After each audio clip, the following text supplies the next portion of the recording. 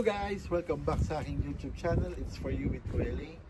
Ngayon papakita ko sa inyo ang 2009 Honda Civic FD. So bago ang lahat, kung bago ka pa lang sa aking YouTube channel, please do like and share and subscribe na rin, no? Then mag-comment na rin kayo down below. And shout out sa mga Honda boys dyan sa Riyadh, sila Kuya PJ at Sir Josh. No? Follow nyo na rin sila sa kanilang FB page. Maganda yung mga Honda nila. So ayan, tara, samahan nyo ako.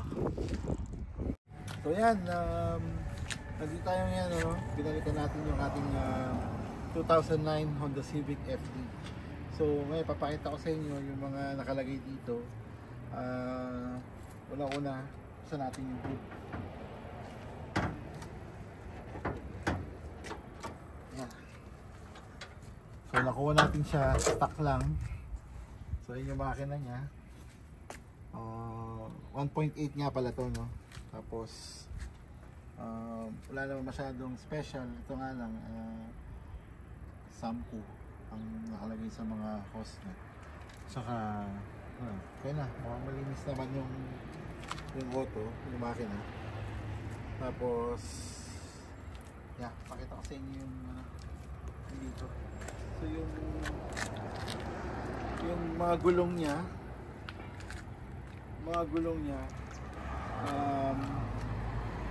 inch siya na copy T37, no? Tapos naka 4 disc brake na siya. Ito, tama. Ayan. Naka 4 disc brake na yan.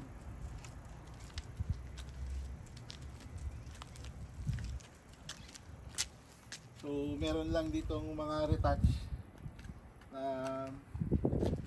papagawa, paparepaint. Paparepaint natin yan. Tapos yan, natin yung loob.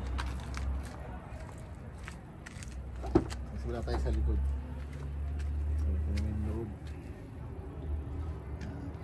So maganda rito, maluwag siya. Ayan. So yung legroom niya maluwag pa, saka yung sa taas yung ceiling. Tapos naka leather na siya.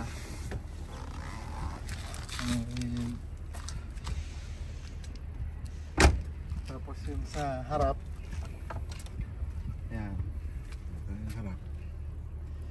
So naka racing pedal na rin siya, type R. Tapos ito may type R na emblem. Tapos ito yung built-in na Android. Yan. Tapos so ayan, pero naisip ko pa kung ibibenta ko siya or ano, pero ngayon siguro maglalaroan ko muna.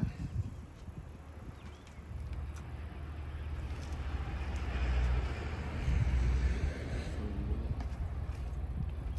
yan, okay guys, at follow nyo na lang ako sa aking mga susunod na vlog dito sa 2009 Honda Civic FD. Ano pa mga mangyayari dito.